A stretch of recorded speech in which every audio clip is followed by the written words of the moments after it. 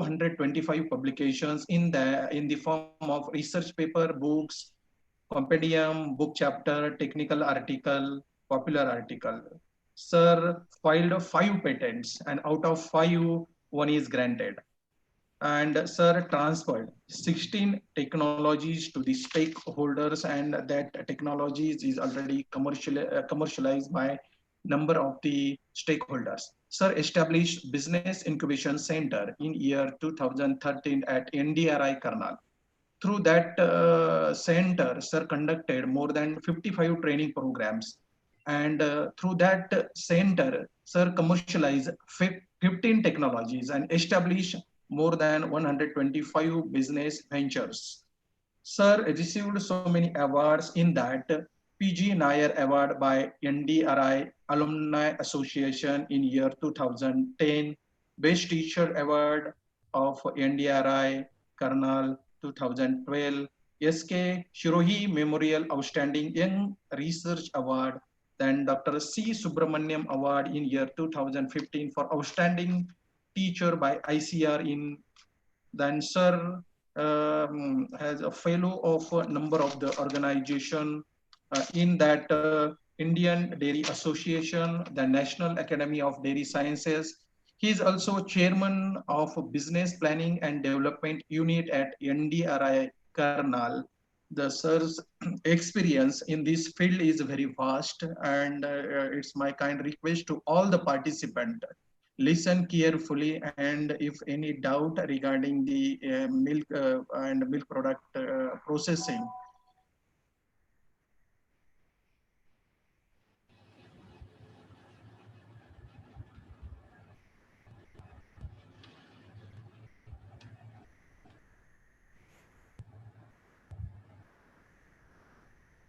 Hello. हाँ sir, Singh sir, you can start the session, sir. Yes. You can start the sharing screen.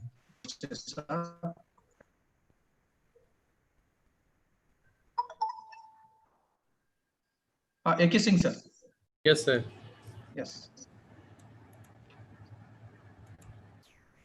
Very good morning to all of you. First of all, I would like to thank organizers for giving me an opportunity to share some of the work which basically we are doing at our institute, National Dairy Research Institute.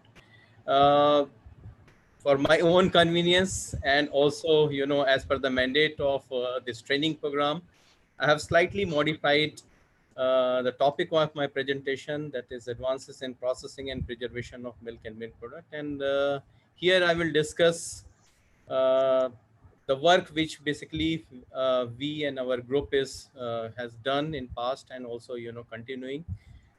So this National Dairy Research Institute, as you all know, it's a very old premium organization, not only in India, but in Asia and all over the world.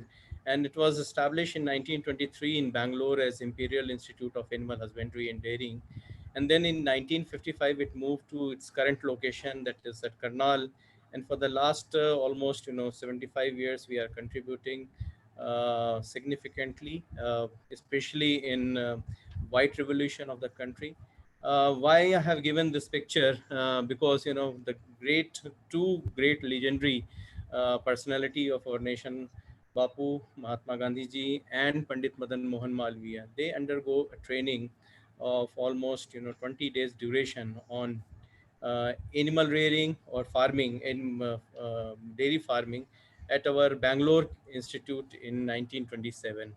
So our institute basically works in 3 areas, that is dairy production, which is related to the animal husbandry part, then milk processing, where we have 4 constituent divisions, that is dairy chemistry, dairy microbiology, dairy technology, engineering, and lastly the extension and management part.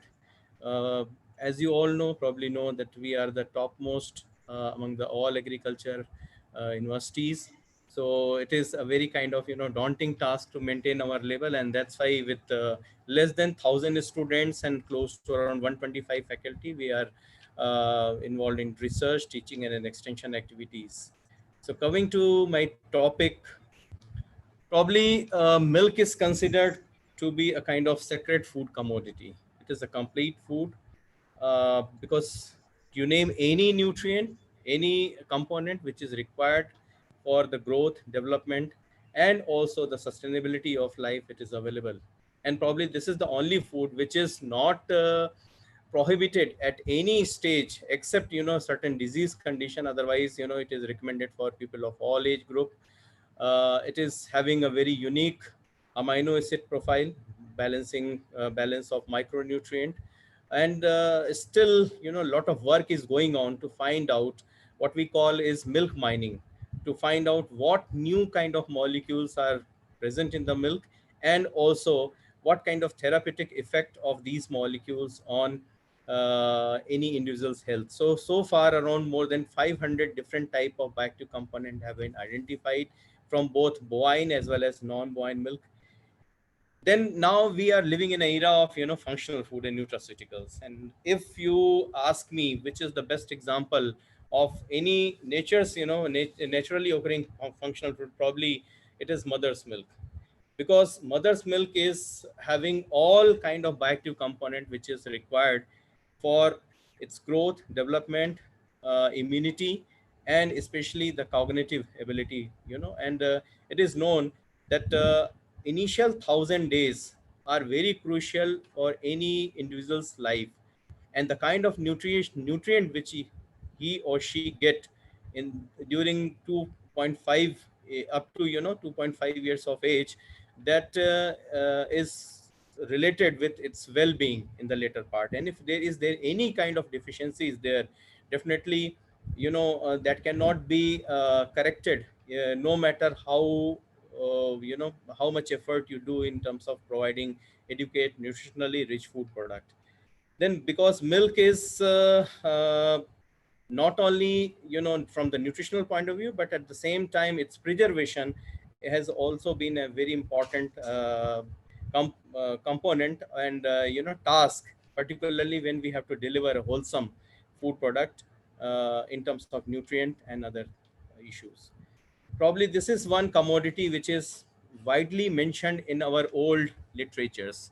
Okay, so in ancient Vedic civilization, they grow around cows, which and you will find the mention of milk, cream, butter, and yogurt for these products. Rigveda also consider cows as sacred and milk as an important food product. Charak Samhita, you will find, there are a lot of documented health effects and also, certain recipes. And our group has started now working on some of those recipes, especially with the various kind of plant commodities, herbs, Ayurvedic preparations in to combine with the milk and milk nutrient, so that we can develop some kind of unique functional food. You name any body organ system, milk components have a kind of positive effect, whether it is heart health, bone health, even mood, memory, stress control, immune defense, digestive system, weight management. You name any organ system or any body system, milk nutrient or its digestive product, they have a very positive role in improving our health status. And that's why nowadays, if you look at the profile of current commercially available functional food, probably the milk or dairy products, they constitute a very large share of it. Then now coming to the what is the scenario of milk production. As you all know that we are the largest producer of milk, and in 2018 we produced close to around 185 million ton, which is around 20 to 22% of the total. Like we are the largest or having substantial share in terms of milk production, and it is expected that by 2022 our milk production will reach to a figure of around, will cross 200 million ton. And this is a kind of success story which is predominantly based on the smallholders contribution. So almost 80 million farmer, unlike western countries where the milk production is highly centralized, our milk production is totally scattered, decentralized, and almost 80 million farmers, they rear animal and contribute to our national milk pool. So when we talk about the milk production scenario, also the supply chain and marketing is highly decentralized.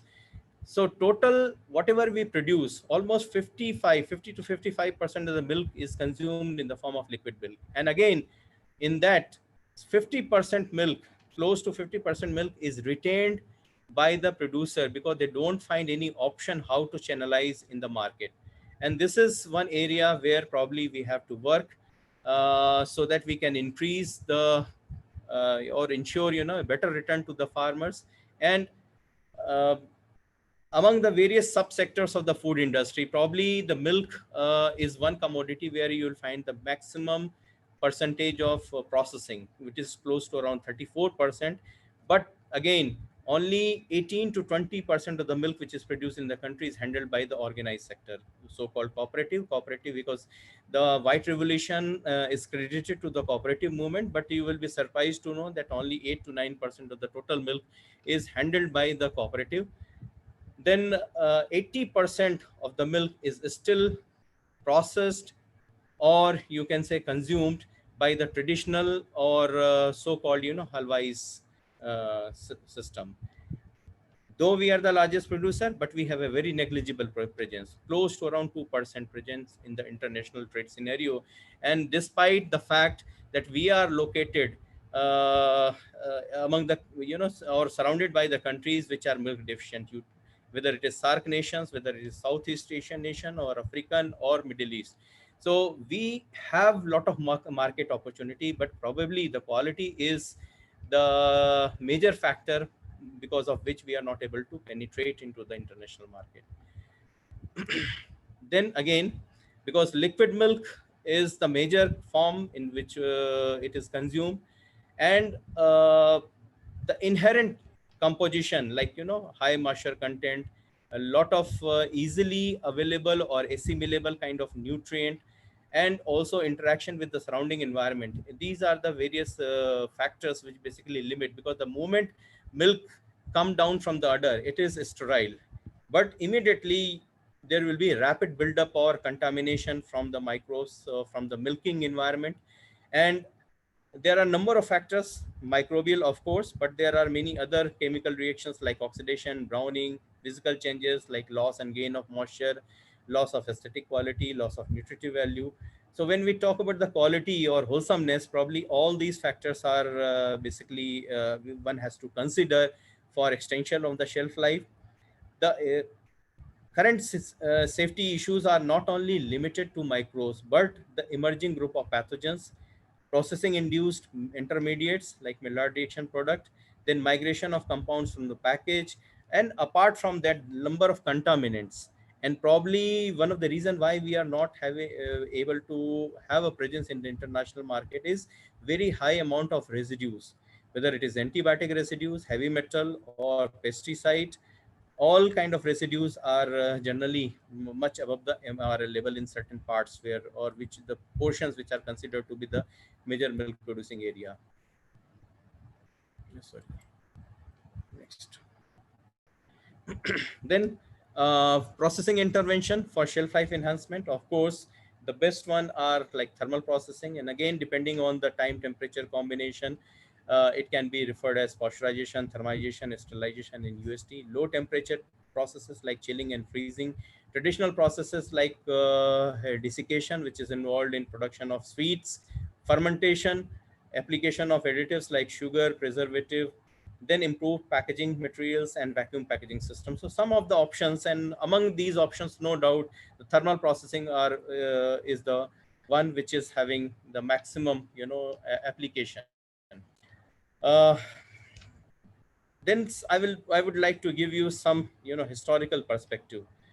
William Dew, actually, he recommended almost the work almost 40 years before the work of Louis Pasteur, who has established the connection between the microorganism and the spoilage. And, you know, heating is one intervention by which we can reduce the microbial count. So he recommended that heating of the milk before, especially for infant feeding, is essential to deliver a good quality product. Then in 1853, Gail Borden, he has patented a process for concentrating the milk solids and also the addition of sugar, which basically prolonged the shelf life of the milk, and that is exactly the today's concentrated milk technology.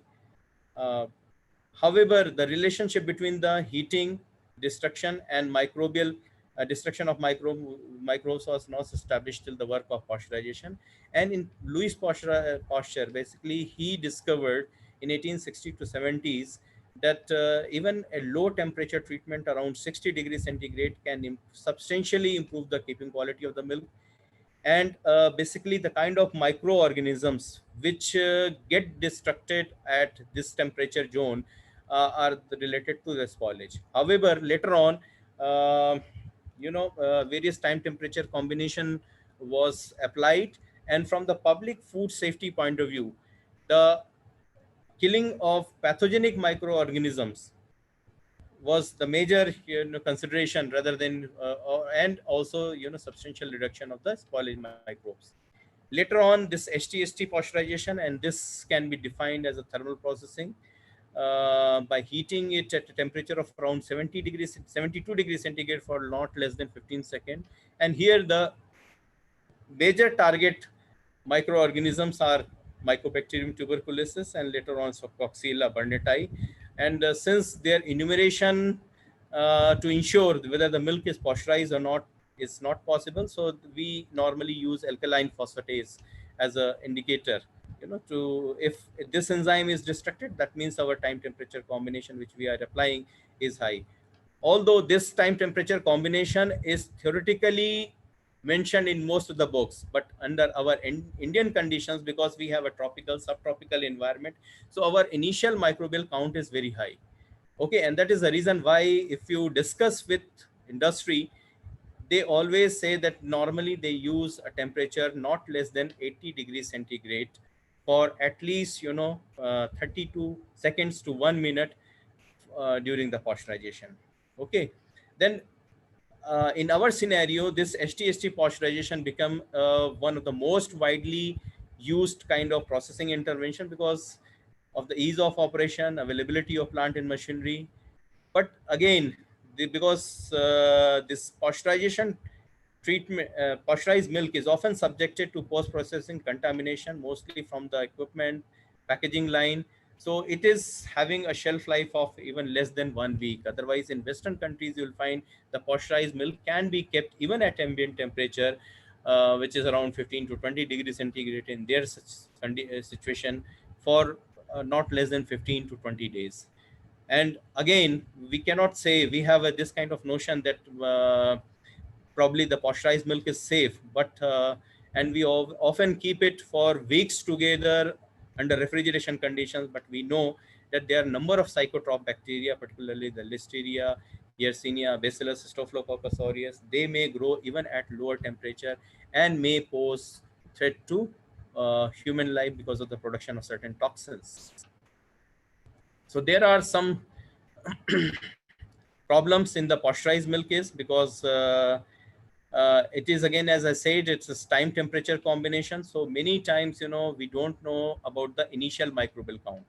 Okay. And for that, we use a time temperature combination, which is generally as per our availability of the equipment. And many times it it is not able to cause substantial destruction of the predominant spoilage and pathogenic microorganism. Okay. Then, as I told you, refrigeration storage does not ensure microbes, as majority of these pathogens are zoonotic in nature and can survive under low temperature conditions. So this microbial growth is not only affect the shelf life or cause safety issue, but it also alter the sensory characteristics because of its effect on the milk constituent. And we know that complete cold chain, which is one kind of prerequisite right from the point of production till it reaches to the consumer, essential. But our cold chain status is highly fragmented. Okay. So at milk production, it's almost absent. Pre-cooling, rarely observed. Then refrigerated transport, again, the scenario situation. And that is the reason when if there is any breakage during the supply chain or cold chain, that again make lead to the rapid development of microbial count, and particularly the acidity development. And that is the reason why if there is any souring, people resort for adulteration. And this is the reason why this neutralizer are the major kind of adulterant in our milk system. So whenever there is souring, definitely people, what people do, they will add soda or any neutralizer to just to overcome the problem of acidity development. Then I will like to discuss zoonotic disease. What is zoonotic disease? Means the disease which can be transmitted from animals to human being. Okay, and since we have a kind of particularly in the rural, because animal keeping is mostly a kind of profession for the rural people, and our animals and the people, human being, they live in very close proximity.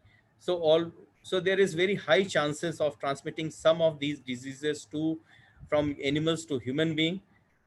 And if you look at the data for the last 15 to 20 years, majority of the emergent pathogenic diseases, including this corona, is caused by the animals. Okay, so 75% of all emerging diseases, they are zoonotic in nature. And this is a kind of double-edged weapon, because it may not only cause serious and fatal illness to human being, but also cause great loss in animal production, which is having which may result in huge financial and economic losses. Just to give you an idea, that every year, because of the disease, because of these diseases, almost we are not able to produce 30 million tons of milk because of the animal diseases. And if we are able to maintain the health of our animal, probably we will be able to produce this much amount of milk, around 30 million ton, which is sufficient to give 2 glass of milk to around 200 million children per daily. So you can understand how important these zoonotic diseases are. Then some of the zoonotic diseases can be through direct contact, through inhalation, can be through bite, like a vector borne. Some may be like through abrasive skin or wound infection, and some which can be through the milk, meat, fish, or poultry. So especially in the case of milk, salmonellosis, brucellosis, tuberculosis, listeriosis, campylobacteriosis, these are the one which have been reported to a large number. And even in our country, in early in 1998, a group of our researchers have identified, first time they established that Listeria monocytogenes is also present in our liquid milk and dairy product, which are kept under refrigeration condition.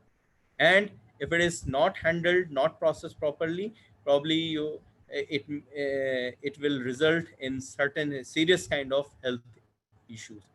Other kind of pathogens, and particularly our concern are like thermophilic campylobacter, because this is present in the GIT of cattle, pig, sheep, chicken. They are that act as a very good survivor, and also it can secrete in the milk of healthy animal, can survive for weeks together, even at a temperature of 4 degrees centigrade. So normally, most of the people have this perception that if we keep our milk or other food stuffs in refrigerator, probably it will be free from any kind of microbial spoilage or pathogenicity, which is not the case, because majority of the pathogenic bacteria, they are, first of all, majority of them are zoonotic in nature, and second thing is most of them can survive under refrigeration temperature. Okay, so some important groups, other kind of groups are like Bacillus cereus. You all know that Bacillus cereus toxin has caused a lot of mortality, especially in infant food. Staphylococcus aureus, which is present in our nasal passage, and basically it comes through uh, improper hygienic condition, okay, of workers as well as the plant. And although we can, thermal processing is sufficient enough to take care of the vegetative form, but preformed enterotoxin, if it is present in the food, then it can survive even the pasteurization temperature. Then some strategic intervention, because particularly now we are talking about the climate change. Okay. And already what we observe, that there are new challenges in the form of new microbial species, solar radiation, because it is having number of components, gaseous composition is also changing, temperature is highly, so all these factors basically affect the not only raw milk quality. So for that we have to look for clean milk production strategy or on farm processing. Then in processing we have to ensure that our product is free from these pathogenic and spoilage microorganisms to have an adequate shelf life, particularly at ambient temperature. And for that we have a readily available solution in the form of UHT processing, storage, transportation under cold chain. So continuation of the cold chain, and probably government has also since long recognized it, and there is a scheme of Ministry of Food Processing Industry on the cold chain itself. And initially, the dairy sector was not covered under this cold chain scheme, but now it is also, dairy industry is also benefited by it. And then consumers like innovative packaging methods. So I will discuss in subsequent sections about the UHT processing, some of the thermal, non-thermal alternative technologies, what you can call as a smart technology, and some I will touch a little bit about the packaging part. Okay, UHT, when we talk about UHT, UHT can be defined as a thermal processing of milk by heating it for an extremely short period, only for fraction of second at a temperature not less than 135 degrees centigrade, which is required to kill the spores of most heat resistant spore forming bacterial group. Okay. And normally people have perception that if you go to such a high temperature, probably there will be complete destruction of all nutrients, and the sensory quality will also get impaired. However, this is not true, because the kinetics of microbial destruction is much higher than the kinetics for nutrient destruction. So some of the claimed advantages is like elimination of refrigerator, transportation, and storage. Product can be kept at ambient temperature. Longer shelf life, at least 3 to 6 months. Safe product. It is a kind of continuous system, so very minimal human intervention. Minimum changes in product quality, longer delivery frequency, and also the cost of storage and distribution is reduced because you don't require any cold chain. Okay. Typically, this UHT treatment or your processing consists of having two parts. One part is where product is sterilized by using various kind of sterilization methods like superheated steam, dry hot air, hydrogen peroxide in combination with heat. This is basically for packaging material one. Then gamma radiation, infrared. So last four ones are basically used for sterilization of the packaging material. So it is basically a combination of sterilization technique and aseptic packaging technology, and that's why the cost of UHT treatment is higher. And the packaging which are available in different forms are like cartons, bottle, pouch, can, cup. So all different kind of packaging materials are now can be used for this one. The typical type of aseptic packaging system consists of a 6-layer packaging, that is polyethylene, poly 2 layers of polyethylene, aluminum, polyethylene, paper, and polyethylene. And these layers, they perform different type of functions, like they act as a moisture barrier, oxygen barrier, and also like which is required for the printability or for getting the information or labeling. So I will not go into the detail of aseptic packaging. Probably, the cost, why the cost of this UHT milk is higher, because of the cost which is involved in aseptic packaging. And lot of innovation nowadays is going on, how we can minimize the number of layers.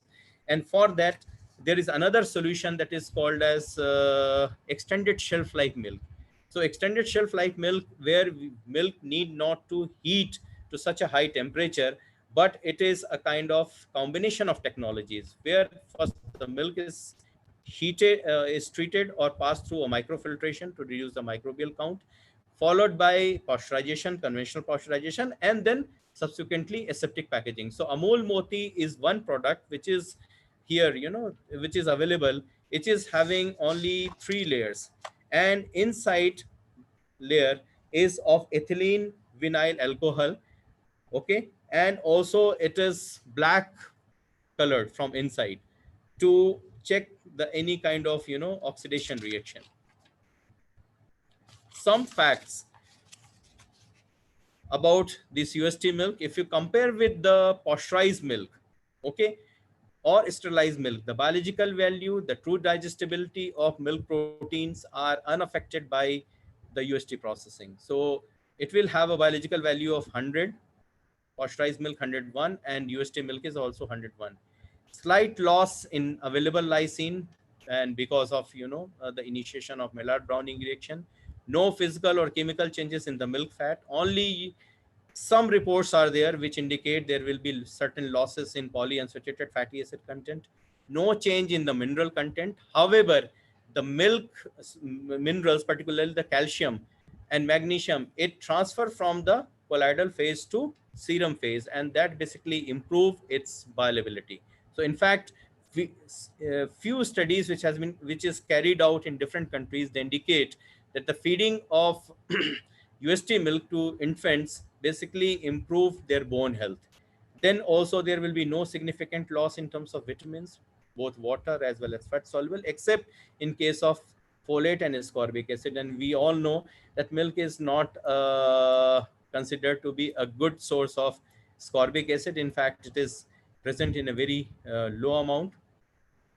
On the sensory side, the UHT milk is more whiter as compared to pasteurized milk. Okay. Moreover, there is development of a coke flavor, which is due to the interaction of certain proteins. So it is another interesting fact that the Indian people, because we have a habit of consuming boiled milk, and during this boiling process, lot of browning reaction take place, like caramelization, Maillard browning reaction, which and this caramelized these products of Maillard browning reaction also are give not only color but also assist in development of a coke flavor, which is basically relished by Indian customer, unlike Western countries where they don't prefer to have a coke flavor. Increase in viscosity because of the change in the casein micelle structure, so better mouthfeel, consistency.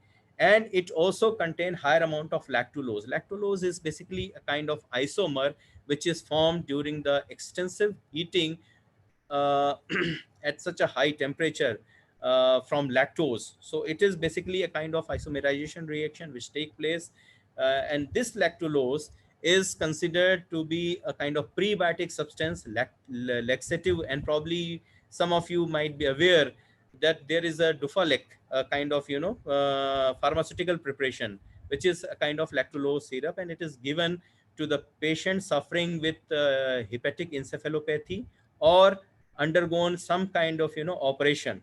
So it is laxative, it is prebiotic, and nowadays even some of the infant formula are there where this lactulose is deliberately added to promote the growth of bifidobacteria, particularly the infant gut. So on one side, but there are certain safety concern also, because we know when you heat any food product, especially milk or any product which is rich in carbohydrate or protein, so there will be formation of many Maillard reaction products. And there is a lot of controversy. You'll find if you scan that through the literature, some will say these Maillard reaction products are good, they are antioxidant, they are good for health. On the other side, many literatures are there which indicate they are mutagenic, may even under extreme conditions they can be a carcinogenic also. Acrylamide formation, particularly in starch rich material, polycyclic aromatic hydrocarbon, peroxides, and other compound formed during the heating and frying of oil, biogenic amines, nitrosamine. Particularly, these kind of products are there present in fermented foods and forms also, during the extensive heating like barbecuing, formation of trans fat during the industrial hydrogenation process. So this is some negative aspect, particularly which are of safety concern. Uh, that's why we are looking for some alternative technologies for this one. Now, why smart processing technology? Why there is need when we have already uh, established technologies? So first of all, to preserve the wholesomeness of food. Wholesomeness, when we say, that means, its nutritive value, therapeutic richness in therapeutic component, freedom from any kind of pathogen or spoilage microorganisms, freedom from any kind of contaminant, uh, and there are only few technologies which has ability to deliver wholesome product. Moreover, in our conditions, because as we know that cold chain is highly fragmented, so how we can make product shelf stable for its effective distribution, and also under less stringent storage conditions, for minimizing the adverse effect of thermal treatment, to ensure consumer safety of the processed food. And some of this smart technologies which you can say have either commercialized or commercial potentials can be thermal, where the treatment time is less, like microwave, ohmic, infrared. On the other side, non-thermal treatments like membrane processing, HHP, ultrasound, and pulse electric field. Although this irradiation also have lot of potential, but again, dairy products, they are not the ideal candidate for irradiation, because because of their richness in fat. And the moment they get irradiated, there is formation of lot of peroxides or other kind of compounds which not only impair the sensory quality, but at the same time also affect the product safety also. So one technology among the thermal technology which is having short residence time is ohmic heating. There are a number of other terms which we can also use, like direct resistant heating, Joule effect heating, electroconductive heating, electroresistive heating. And the basic principle is that heat generation occurs when an electric current is passed through an electrically conducted food product. And milk is, because it is having lot of ionic components, so milk is one of the ideal kind of raw material for ohmic heating. And in our institute we have done some work. We have not only fabricated a small scale kind of ohmic heater, but also applied this ohmic heater for pasteurization of the milk, for concentration of the milk to make products like basundi. And what we have, I'm not giving in the technical details of the what we have achieved, but it definitely the concentration factor was much higher as compared to the open pan kind of concentration process. So here, as you keep on increasing the temperature, okay, the time which is required for processing is, it depends on the volt. Okay, so higher the volt, faster will be the achievement to higher processing temperature. And that is basically so that basically assist in processes like pasteurization, where we have to heat milk within a very short process time. And also for concentration like water evaporation process. Moreover, ohmic heating is also good for semi viscous food product, particularly the particulate containing, like kheer or paisam. So we have done some work for extending the shelf life of these product, uh, using this ohmic heating intervention. The next important technology is membrane processing.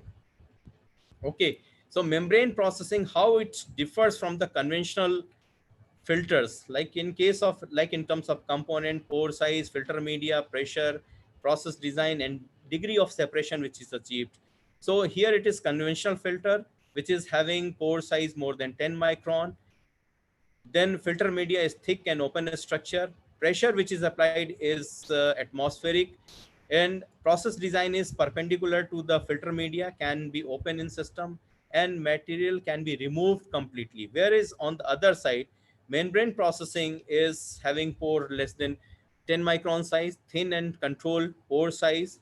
High pressure is required. For that we need some pumps.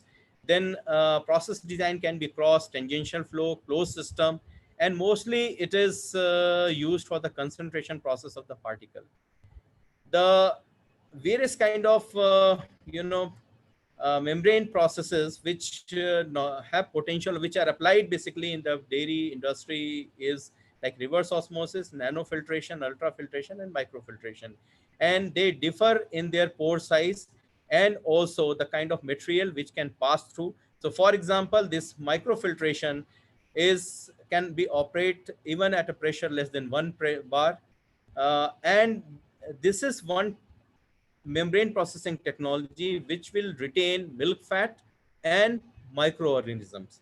So in our institute, the work which we have conducted, now almost 99% of the microbial count is reduced when it is subjected to microfiltration. And subsequently, by using, and that is the technology which can be used for extended shelf life of milk, where initial microbial count can be reduced, and then we can also minimize the thermal processing requirement, because the after microfiltration the counts are very less. So even lower temperature can be applied for shorter duration to achieve the similar level of lethality. Ultrafiltration is basically a kind of concentration process where proteins are retained, but lactose, mineral, water, and also this some minerals, they pass through it. However, bacteria and proteins, they get concentrated. Nanofiltration is a kind of desalinization process where apart from this protein, minerals are also minerals, they pass through, but lactose is retained in it. Reverse osmosis is a kind of process, you can say non-thermal process, where we can simply remove the milk. In fact, some of the work which we carried out using this reverse osmosis is for the concentration of the milk at the collection point itself. So basically, this process reduce the cost of transportation, and also it can be a very good alternative for thermal evaporation technique. Then these are the different kind of membranes or configurations. Membrane configuration, it can be spiral wound, it can be in the form of hollow fiber, it can be plate frame, it can be tubular. And now a lot of chemical engineers are working on developing this membrane material, and today's we are using a kind of hybrid kind of system, like fourth generation of membranes for in the dairy industry. So based on the separation mechanisms, operational process, membrane material, module configuration, separation domain, membrane-based commercial ingredients like, microfiltration is basically used for the separation of micellar casein and native whey protein. Ultrafiltration is used for milk protein concentrate, whey protein isolate, even for the fractionation of individual whey protein like beta lactoglobulin, alpha lactoglobulin. Nanofiltration is basically for the preparation of bioactive milk, whey protein hydrolysates, glycomacropeptides, whereas RO is reverse osmosis for lactose concentration of whey permeate, lactulose, or deproteinized kind of whey. So there are a number of applications, and this technology, apart from offering preservation, for example, in case of microfiltration or concentration, is basically very much popular for uh, for example, starting with skim milk. These are the different techniques, or different like concentration, fractionation, standardization, concentration, and these can be applied. These we have applied in production of milk protein concentrate for the cheese manufacture, okay, as the alternative to thermal processing. Standardization for milk, like concentration by UF, even fractionation of individual therapeutically important proteins like lactoferrin, lactoglobulin, And here we also applied ion exchange chromatography. Then next technology about which I will discuss in detail, because here we worked on high pressure processing. So among the so many non-thermal technology other than irradiation, this is the only technology which has reached to the stage of commercialization. And this is not only a kind of preservation technique, but also it has potential to modify the some of the component, particularly the proteins.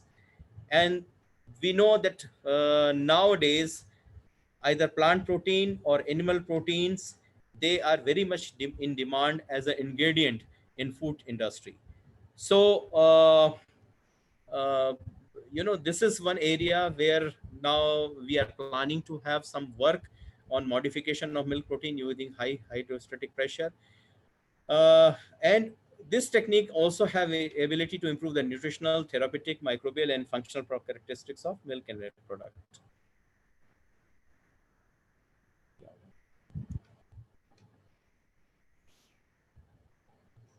Okay, so like from the preservation point of view, this high pressure processing actually cause major effect on the microbial membrane.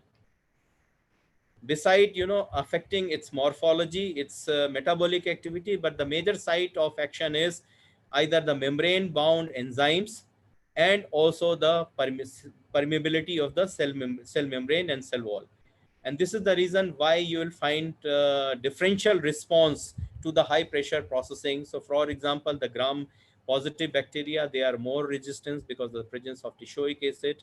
And if you compare the various microbial groups, the most sensitive are the yeast, fungi, followed by bacteria, again the gram negative bacteria, followed by gram positive bacteria, and then bacterial spores.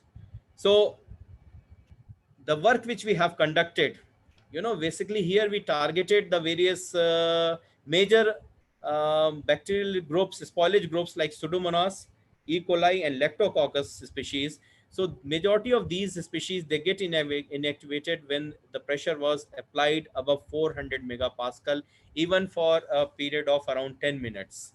Okay, and the work which we have carried out, there we achieved a shelf life of almost 20 days, when the buffalo milk was, or cow milk, both milk was treated to around 400 megapascal for 10 minutes under refrigerated conditions. So this is another, based on our work, we tried 3 different bacteria. E. coli, which is a way, representative of the hygienic condition of the environment. S. thermophilus, which is a kind of microbial starter. Listeria monocytogenes, which is a pathogenic. So we spiked our milk with these 3 different groups of microorganisms, and here you can see that E. coli, they get inactivated when even at a pressure range of around 200 megapascal. There was decrease in the count, but not very substantial in case of S. thermophilus. However, the Listeria monocytogenes, which is sorry Mysteria monocytogenes, it get inactivated when the pressure applied at 400 megapascal, both in the skim milk as well as whole milk. Then apart from ensuring this microbial safety, although we cannot say that high pressure processing will yield a product which is sterile and can be kept under ambient condition. Okay, we require a cold chain, because if it has to be because the currently available equipments, generally they can process up to 1000 megapascal. Whereas for complete inactivation of all microbial life, you require a pressure treatment of close to around 1500, above 1500 megapascal. And for that, some modification or some engineering improvement is required with the currently available equipments. Other alternative option is that where what we can do, we can apply it in combination with thermal treatment. Then in that case, again, the thermal treatment which is required must be close to around 80 to 90 degrees centigrade. And in that case, it cannot be called as, non-thermal process. Bacterial spores, of course, are the major food safety concern when we talk about the high pressure processing. And for that, either cyclic pressurization, means like, initial treatment to a lower pressure range of around less than 100 megapascal, and then subsequently to around 400 to 600 megapascal will basically inactivate the spores. Or we can use a combination with certain other additives like bacteriocin, which we also found in case of paneer. When we applied high pressure processing in combination with bacteriocins, there was substantial improvement in the shelf life of paneer, which was processed even at a temperature of around 20 degrees centigrade. Then I was talking about the effect of, this high pressure processing on the milk constituent. And this is very interesting because milk protein as such is a consortium of different type of protein.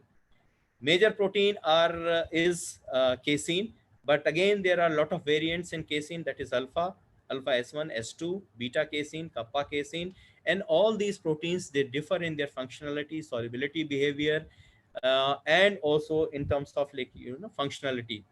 The whey proteins are like beta lactoglobulin is the major one, almost 50% of the total whey protein, followed by alpha lactalbumin, bovine serum albumin, and then there are some minor whey proteins like lactoferrin, lactoperoxidate, lysozyme, which are important from the therapeutic point of view and also immunity point of view, and also we can call them as antimicrobial protein.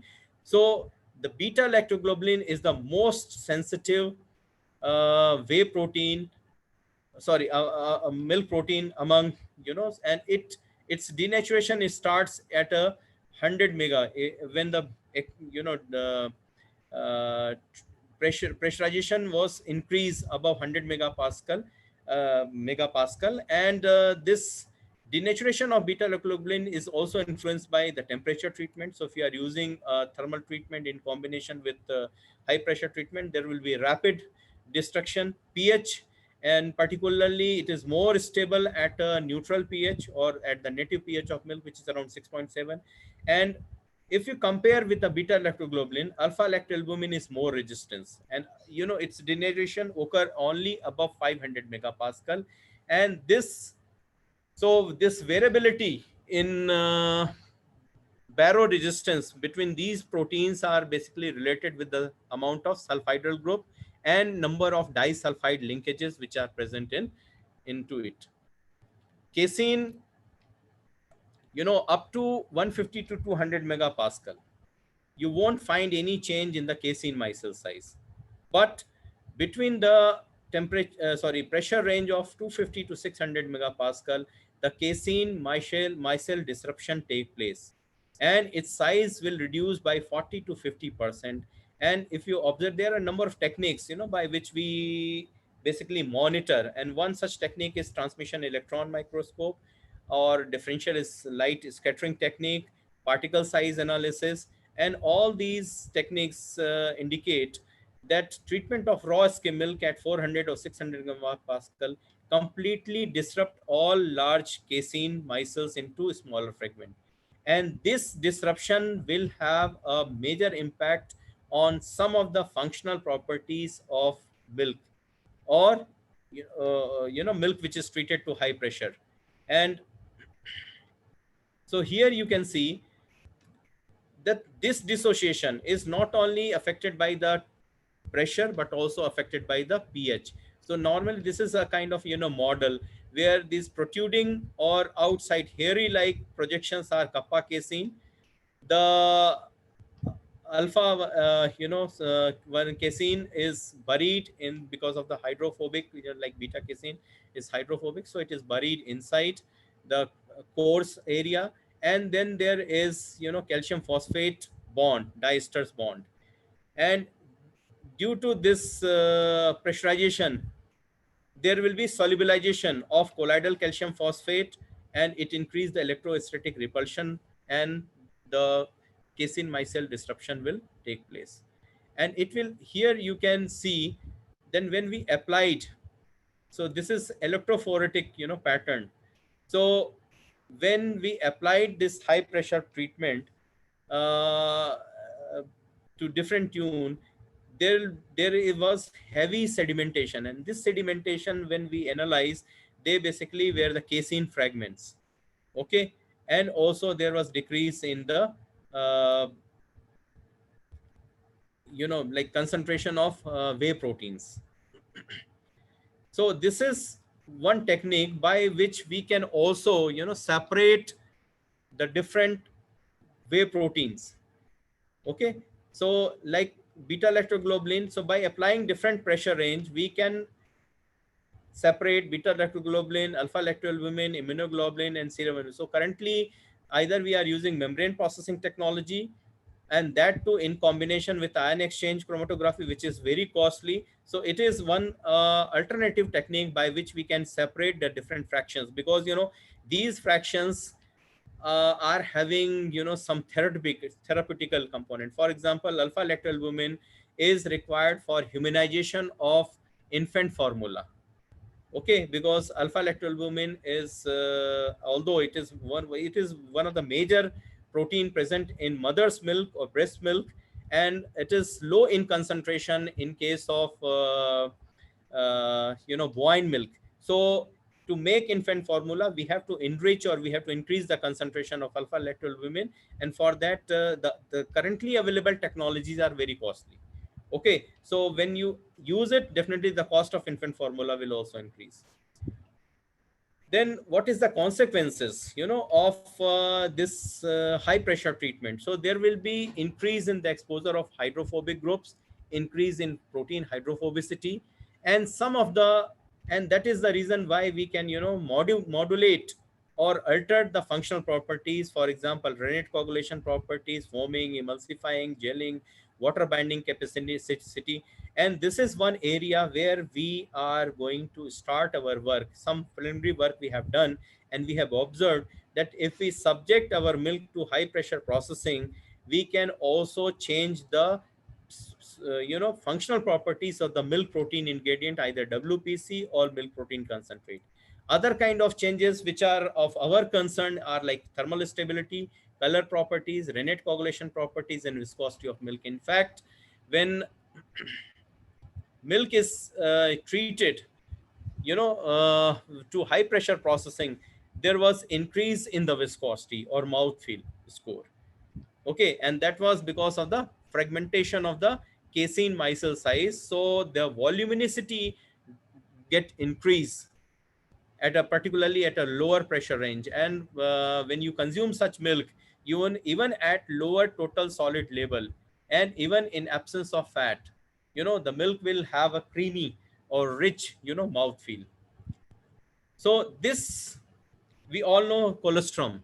Colostrum is the secretion initial, after calving, the 2 to 3 days milk is called colostrum, and its composition is entirely different from the normal milk or mature milk. Okay, it is quite rich in protein, and mostly the whey protein fraction. Even the concentration of whey protein is in the range of around 60 to 80%, but in mature milk the whey protein is only 20%. Okay, and one of the problem with these proteins are with their highly heat labile. So if you apply for preservation, with any thermal like pasteurization, UST, almost all these proteins, their concentration decreased drastically. Uh, so high pressure processing is one such non-thermal technique by which we can preserve the colostrum, and particularly colostrum feeding to infant or human being who are under immune compromised conditions is recommended. And few products have appeared in the Western market where the like liquid colostrum treated by high pressure processing, because it is rich in all antimicrobial proteins like lysozyme, lactoferrin, immunoglobulins. So and even this, in the milk also, up to 300 megapascal immunoglobulins are resistant. and only 35% denaturation occur after treatment to 500 megapascal, whereas the level of immunoglobulin decreased to tune of around 60 to 70% when it is subjected to conventional HTST pasteurization. Whereas other important proteins like lactoferrin, lysozyme, they are very resistant. So we can use a combination of microfiltration followed by HHP to extend the shelf life of colostrum, because we have to ensure microbial safety, at the same time also retain the nutrient into it. The other milk constituent, for example, milk fat. Okay, so higher pressure like 400 to 800 megapascal increase the diameter and also broaden the milk fat globule distribution. However, it is not having any effect on milk fat globule membrane, so no destabilization to the cream. And in fact, it is observed that high pressure treated cream has higher total fat content than untreated one. Moreover, high pressure also cause or induce crystallization of milk fat, and this is because of the solid liquid transition temperature is shifted to higher values under pressure, and as a result of which the cream which is obtained is having higher amount of total solid, so we need not to keep it for longer duration. Also, the crystallization and melting temperature of milk fat is increased by 16.3 and 15.5 degrees centigrade for 100 megapascal respectively. And what are the benefits, by if we subject cream or other like milk fat, like it induce fat crystallization. Okay, and mostly milk fat is having a tendency to transform into beta prime crystal form, which is very good or required for bakery product, shorten the time required to achieve desirable total solid. And for that, normally cream has to be kept for almost 24 hours or more than 24 hours, reduce the aging time for ice creams. Okay, enhance the physical ripening of cream for making butter. In fact, the yield of cream as well as butter also increase if the milk fat is treated with uh, high pressure processing. Some of the prospective application in the dairy industry is preservation and flavor retention, acid gel formation production, like simply after high pressure treatment, if you add direct acid, there will be formation of a good coagulum, and particularly in cheese manufacture. This is a kind of technique because uh, for ensuring the product safety, cheese milk has to pasteurize, and pasteurization will cause interaction between the casein and beta lactoglobulin fraction, as a result of which the rennet coagulation time generally increase. Okay, so there are a number of raw milk cheese varieties, and currently considering this food safety issue, now the most of the government, no, most of the regulatory agencies are basically advocating that there should not be any variant of milk cheese, but these cheese are very popular all over the world. Quality improvement of yogurt, whey protein concentrate, to have different kind of functionality, beta lactoglobulin hydrolysates, and particularly this is one technique because we know that beta lactoglobulin is the allergenic to certain individuals and especially infant.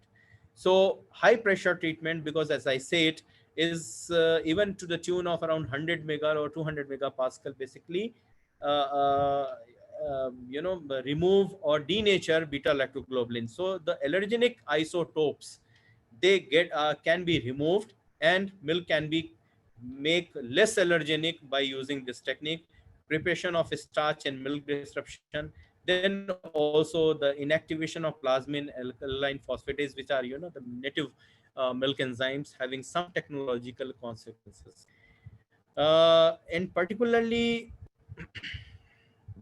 sorry, on yogurt, basically yogurt among the if you look at the profile of fermented milk product, you'll find that yogurt is and dahi, some these kind of products are very much popular. But the industry faced two major issue. One is post acidification part problem, and as a result of this post acidification, there is syneresis. Okay, the texture actually affect, also it will lead to flavor defects. So in case of by using high pressure techniques, what we have observed, that either we can treat milk before yogurt preparation, so that will result in very good coagulum.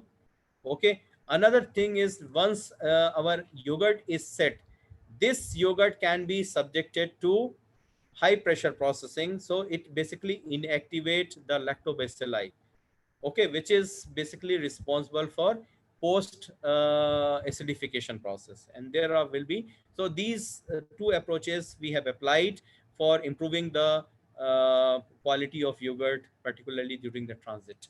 And as I said, in case of cheese making, uh, because this rennet coagulation time, so it is basically a kind of a possible alternative to thermal pasteurization, and treatment to around 300 to 400 megapascal.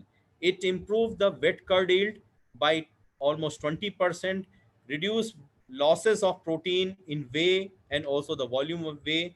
Cheese yield is also high if you compare with the conventional process, to the tune of around 7%.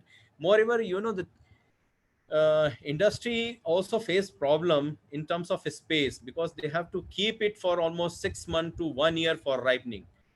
But high pressure processing technique resulted in a very rapid ripening of the cheeses, okay, and by which we can in we can reduce, or we can get the good quality product within a very short duration. And it also, like, if you treat even the cheese, prepared cheese, by high pressure processing, so that will increase the shelf life, ripening modulation of soft, and particularly because soft and mild ripened cheese varieties like feta, cottage, they are having very short shelf life, but they are very much popular in India. Okay, so by high pressure processing in package, we can use this technique to extend the shelf life of these products. Then we probably, we all know about the like nutraceutical function fermented milk product. So fermented milk products like sour milk, yogurt, cheese, they are digestive. Nowadays, even the digestive products, particularly the hydrolyzed proteins like peptides and amino acid, and many of these peptides are bioactive. Like, they have ability to modulate our body system. They can act as antimicrobial, antioxidative, immunomodulation, mineral carrier, opioid. On the other side, some bacterial cell wall components, they are nowadays, a lot of research is going on, that they also have ability to modulate our immune system, both specific and non-specific. And majority of these molecules, if they are fed to human being, in along with food product, they also have ability to induce or improve our body system. On the other side, living bacteria, they also perform number of functions. I need not to discuss in detail about it. Regarding this probiotic, because if you look at the dairy based functional food, 65% of the uh, dairy food, sorry, functional dairy product market is captured by the probiotic bacteria. And dairy products, they are considered to be the best food system, delivery system, because here the expression of various genetic component, various functional properties is higher of probiotic if we are using milk. Then some of the important genes which encode probiotic functions are induced on exposure to milk. Buffering action of milk proteins, because one of the problem with especially in our condition is that at the time of consumption, the probiotic must have a count must be in the range of around 10 to power 8 to 10 to power 9 CFU. However, because of fluctuation and in absence of cold chain, these probiotics, and also due to this post acidification, the probiotic counts is in the normally is between 10 to power 5 to 10 to power 6 only, and which is not sufficient enough to induce any protective or any biological effect on the human subjects. However, the buffering action of milk protein, they offer a kind of resistance against stomach acid, and also in the post or highly acidified probiotic product. Moreover, all dairy products generally they are kept under refrigerated conditions, so that will further offer a kind of a stability to probiotics. Moreover, we all know that dairy products, they are integral part of diet and considered as healthy. Now with with emerging lot of some the scientific literature, we know that live bacteria, particularly present as a starter in fermented dairy product, are having a beneficial effect on human subjects. Then because nowadays consumers are also preferring to food product which are considered to be healthy and having some kind of novel functionality to them. Okay, so uh, HHP intervention, how HHP can improve the quality of probiotic dairy product. Basically increase the compression of food matrix, particularly in cheese or in yogurt. So this results in a kind of natural, you can say encapsulation of the probiotics within the food matrix, so they are not affected by the other constituent. Minimize the losses of probiotic during whey removal and coagulation process, especially during the cheese making, because we add these probiotics at the time of before reneting. So it minimize. Another thing is increase the level of denatured protein, peptides and amino acid, and which are fed by these probiotics, and as a result of which their count increase. Then it also influences the secondary proteolysis, and hence it also improve the sensory quality, particularly why Indians don't prefer cheese, because of the bitterness and very pungent kind of flavor, which is basically related to the proteolytic and lipolytic product. So the secondary meta proteolysis is faster, resulting in short chain peptides, which are less bitter, and at the same time, because we have already seen that majority of spoilage bacteria, they are not baro resistant, but baro sensitive. So they, once they get inactivated, definitely the shelf life of the our product will be higher. uh, Fonterra, which is one of the leading, dairy company of the world, with basically a new company of New Zealand, they have applied HHP to produce probiotics, immunoglobulins-rich products, and also lactoferrin separation. Okay, and they have in combination with certain either in the form of juice, milk, drink, and yogurt. So some of the researchable issues are like high pressure related effect on concentrated milk and milk protein concentrate. So how we can improve their functional properties. Exploration of baro resistant probiotic organisms. So like we have initiated some work on this direction, so that because high majority of lactic acid bacteria, which constitute the major group chunk of probiotics, they are not baro resistance. And then effect of combination treatment on microbial dynamics of raw milk and processed dairy product, appropriate packaging material, and also development of suitable high pressure processing equipment. Now, I will discuss in very short about the packaging. Okay, so packaging is not only a mean of containment, protection, convenience, but today it is most important mean of communication.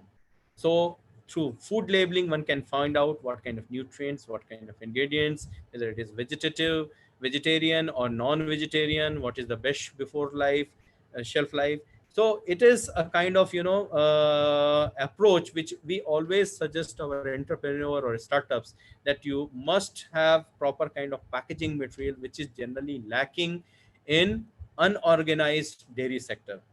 So uh, some packaging interventions which can be applied, or aseptic packaging, already have discussed about uh, the UHT milk, edible and active packaging system, bio nano composite packaging, and smart packaging. These are the areas which can be extended for as a solution for packaging environment. Another area is a modified atmospheric packaging. We know this concept is existing for years, but the problem is that this technology has not extended to the commodity, across the different commodities. Okay, and this is based on the combination of alteration of the gases composition in favor of carbon dioxide, in reduction of oxygen, and for in majority of dairy product, even the major microbial groups which are associated with the spoilage are mostly molds, aerobic bacteria, and to certain extent lactic acid bacteria. Okay, and these require higher oxygen concentration. On the other side, some of the chemical reaction like rancidity, browning, they are also associated with oxygen concentration. So this technique we have tried to improve the shelf life of some of our traditional sweets kept under modified atmospheric packaging condition, and especially it was found to be more beneficial in terms of cheeses, particularly like a freshly prepared cheese kept under modified atmospheric packaging condition uh, resulted in faster ripening because of the creation of anaerobic environment. Okay, then another emerging concept is of active packaging, and active packaging is one concept which we have applied, or which we are working, and basically we are working with oxygen sensors. So this oxygen absorbing layer containing certain dyes we have developed here. And another is intelligent packaging, where the packaging system monitor the condition of packaged good to give information about the quality. And in 2016, the active and intelligent packaging marketed account for almost $15.11 billion. So just looking at the freshness indicator, one can customer can easily find out what is the whether the product is considered can be purchased or not. And using this, we have worked on intelligent packaging system for developing the sensor, data carrier, indicator, and so far we have worked with gas sensors, oxygen. Now we have initiated our work with the biosensors also, and we have developed a freshness indicator, a electrospun smart oxygen sensor for monitoring the shelf life of mozzarella cheese. So this mozzarella cheese packaged in this container, and this sensor or was monitored as, or sorry, placed over the um packaging material, and by just color change, by color change one can easily find out whether the product is good condition or it is spoiled. Okay, so likewise we have also developed a freshness indicator for koa and koa based sweets, where just looking at the color change, like it is fresh, and when its color changes to red, it is a kind of warning that your product is spoiled or is undergoing spoilage. So through this we have developed a few this one. Now we are continuing our work in that direction also only, and also we have started our some work on time temperature indicators for monitoring the shelf life of different dairy products. I will not go into the detail of sorry, about the packaging, because there was already number of presenter who have discussed about it. Just I wanted to brief that what work we have initiated in the packaging site in our institute. Okay, then at the last, on what basis one can choose any smart processing technology? So these are the different processing technologies which are applied conventionally and also emerging one. So on the basis of like parameter intensity, lethality, structure impact, and cost, one can find out even high pressure processing technique is comparable to irradiation. And if you compare with the cost of so-called widely adopted technology, cost wise it is, because many times people raise this issue that this technique is quite costly. I understand the initial cost of like capital cost which is involved in terms of like processing infrastructure creation is definitely is higher, but the overall cost of processing is less for even high pressure processing, irradiation, although there is, it is still not comparable with the thermal processing technology. But again, many times, people also ask, what is, if we have to choose between UHT milk and uh, pasteurized milk, which one is better? I always suggest that it is UHT milk. If you look at the scenario, 5 6 years back, the cost of UHT pack was above 100 rupees. Now it has come down to in the range of around 60 to 80 rupees per liter. And even in metropolitan cities or in cities like Karnal, for good quality fresh milk is all available in the range of around 50 to 55 rupees a liter. So, with advancement in equipment, plant machinery, we are getting uh, like we can also minimize that overall cost of processing. I do agree that initial cost of capital cost involved in establishing such facilities are quite high. Lastly, I would like to conclude my presentation that the recent trends indicate consumer interest in therapeutic virtues of the milk nutraceutical. So milk is not merely consumed as for its palatability or some aesthetic quality, but also because of its nutritional virtues. UHT processing under Indian scenario has potential to serve wholesome milk and dairy beverage. And in future, what I am predicting or what I am visualizing is that this would be the technology on which, and government should also promote establishment of common facilitating processing center where we can process UHT product, and that will not require any cold chain, and also there will not be issue. Another option is that we can use a hurdle or hybrid technologies, okay, where instead of using a single technology, we can use a combination of two or more technologies to create a shelf stable kind of product. So for that, we need an intelligent combination, deep understanding. Then innovation in packaging technology could be exploited not only for shelf life extension, but for also to educate our consumers as well. Thank you. Now I can, with the permission of organizers, I can take few questions also. Thank you, sir. Thank you very much for your this nice speech.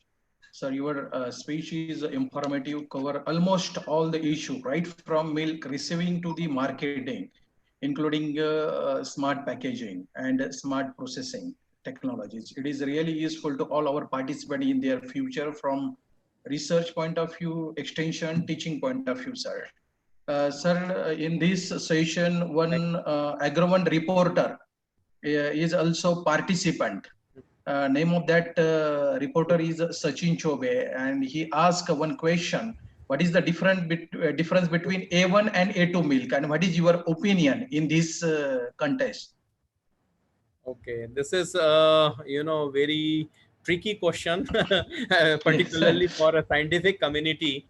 The difference between A1 and A2 milk is only the you know uh, positioning of two amino acid in beta casein fraction. Okay, so they differ only in positioning of two amino acid. And in case of A2 milk, it is believed, and some of the studies which has been carried out in particularly in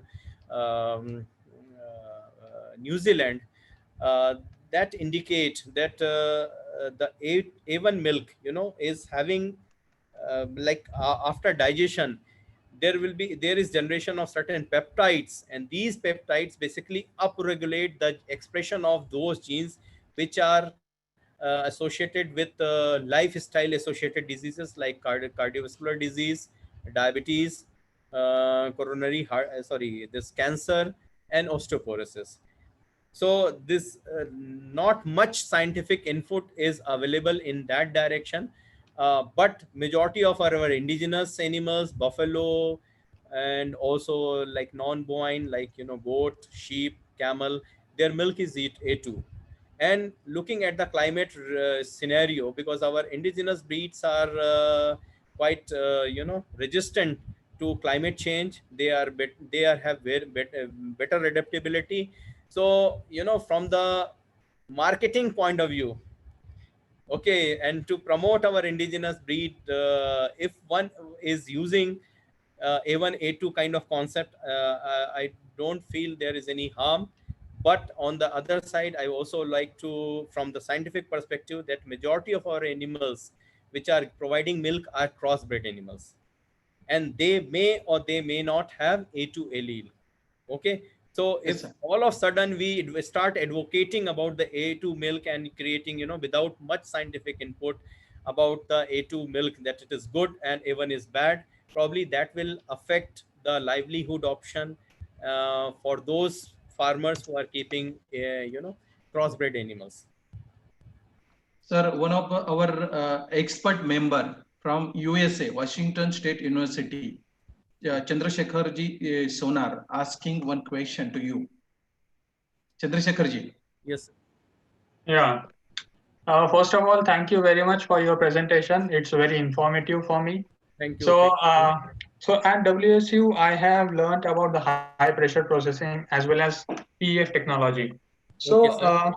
I think this PEF technology is already being used commercially in Europe and USA for transport of milk from collection center to the industry. So, do Yes, you yes. think whether this technology is suitable for even Indian market, or and what is the current status of this thing now in India?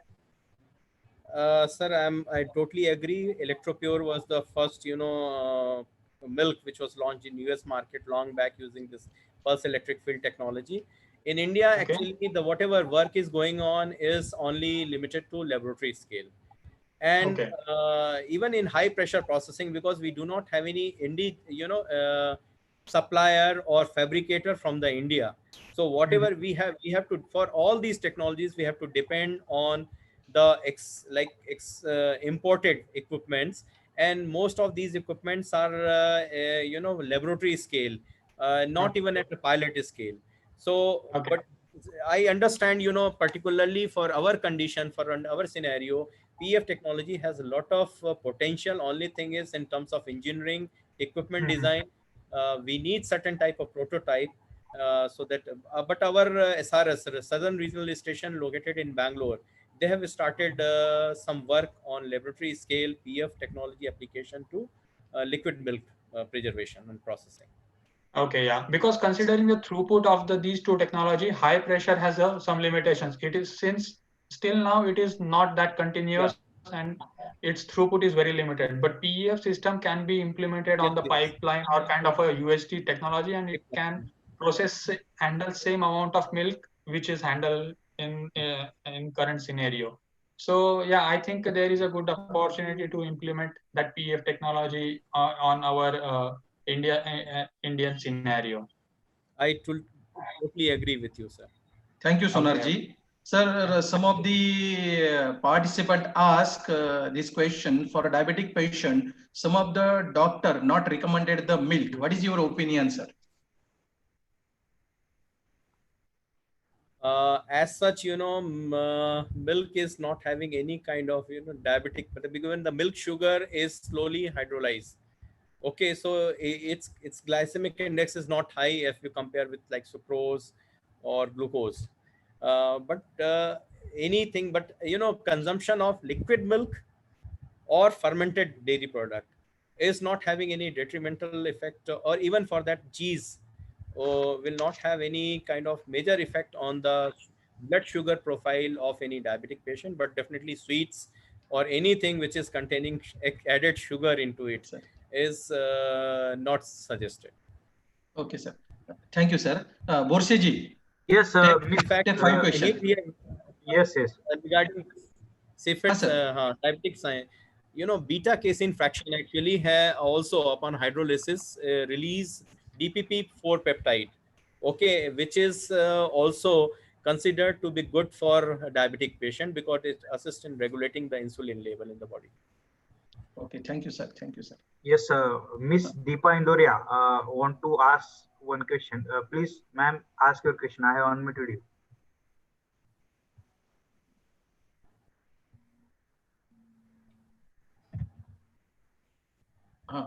Once Yeah. again, announce the name. Miss Deepa Indoria.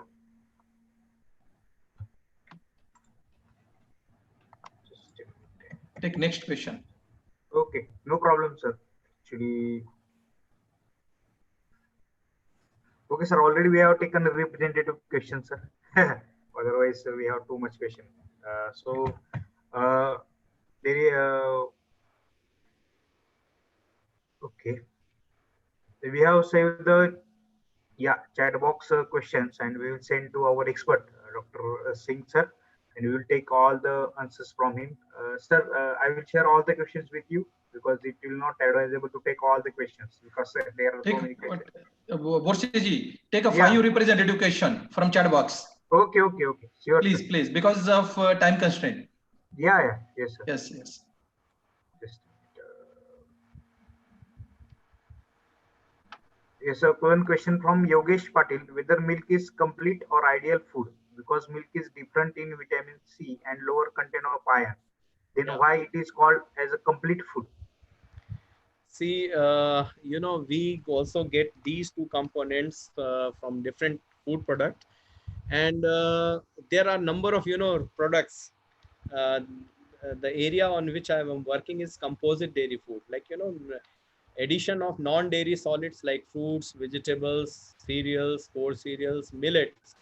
So for complementing some of the nutrient which are not present in higher amount. So complete food in the sense that even if you are getting, because even iron from the iron rich food, hardly 10 to 15% or maybe maximum 20% iron is bioavailable. But if you are taking along with milk, so milk is milk proteins, digestive components, they also have like produce certain peptides which have ability to chelate or bind with the iron and make them available, or improve its viability. So I have not included here, but if you have more questions, we have worked on fortification, micronutrient fortification of milk and dairy products. And for that, we have applied different kind of intervention. Our target micronutrients were calcium, iron, vitamin A, and vitamin D. Okay. So Thank you, sir. Next question from Bhavani Dogmanti. Her question is: during this COVID-19 pandemic, can we go with unpacked milk for daily use? see, I always suggest the one should not consume unpackaged milk. But the irony is still only 36% of our liquid milk is consumed or is processed and packaged. Uh, I am also working with entrepreneurs, our business planning and development unit. So what they are doing, because whenever they package milk, always customer compare with the existing brands. Okay, like Amul, Mother Dairy, or any cooperative. So still this fresh milk is popular, but only thing is when it reaches to your point, don't consume it without boiling or giving due heat treatment. Yes, sir. Sir, one of the participants, that is Gunjan Sandhya, asked, Sir, in Kota, Rajasthan, we are imparting the technology of soya milk. Can it be a substitute of animal milk for everyone? No, it cannot be. In fact, our regulations now, FSCI regulation also forbid that you should not use soya milk. Milk means, whenever you use term milk, it should be only for milk, which is a kind of lacteal secretion. Soya, you can call soya drink, soya beverage. And because, the soya protein itself is deficient in some of the amino acids. But it is also alternative to those who are intolerant to milk, particularly the lactose. Okay. Okay, sir. Last question, Borshiji. Yes, sir. Dr. Kamla Mejan has raised his hand. I will just unmute him. Okay, Dr. Kamla, please ask your question. Yes, sir. There was a slide about the membrane processing. Yes, Sir, by this processing, can we filter the lactose from this by this processing? yes, ma'am. This ultrafiltration is basically a technique which we can remove lactose and concentrate protein in. Okay, Okay, that so means the the person who is lactose suffering. will not use the So, but hello, again, you hello. know, for that because here then it, yes, yes, ma'am, but that cannot be used as a mean to prepare lactose free milk, but rather I will Okay, suggest that one we can use a enzymatic approach, you know, to minimize this lactose content. So it okay, can we be can. used in combination, but again, the grain processing cannot 100% remove the lactose from it. Okay, okay. Thank you so much, sir. One last question, sir. Dr. G. Sindhumati. I have unmuted you. Please ask, ma'am.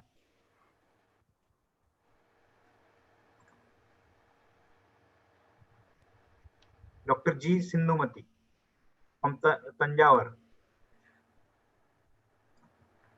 Madam, Okay. ask you a question. Okay, okay, Borseji. Okay, sir. Okay, Fine, okay. sir. Now I request Mr. Rahul Desley to please propose vote of thanks.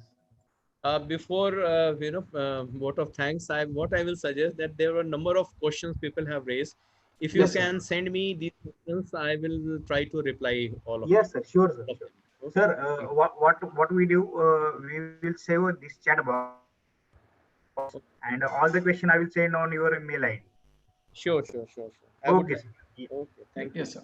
Okay, sir. In a document you can send us that answer. So we will share that document in our group. Sure. Okay. Yes. Mr. Rahul Desley, please. Good morning, sir. Good morning. So, 2 weeks online training course on advances in smart processing technologies organized by ICR Naheb Caste program, organized by Mahatma Phule Agriculture University, Rahuri.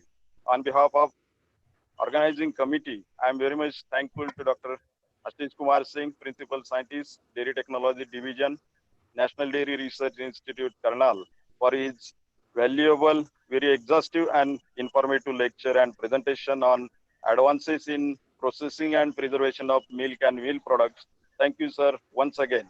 I am also thankful to the convener of this program, Dr. Gorantiwar sir, co-convener Dr. Shinde sir, and the organizing secretary, Dr. Vikram Jikkad, Dr. Enge, and the persons behind the curtain, Dr. Malunskar, Dr. Borse, Dr. Nandlal Deshmukh, and Dr. Mohsin Tambuli.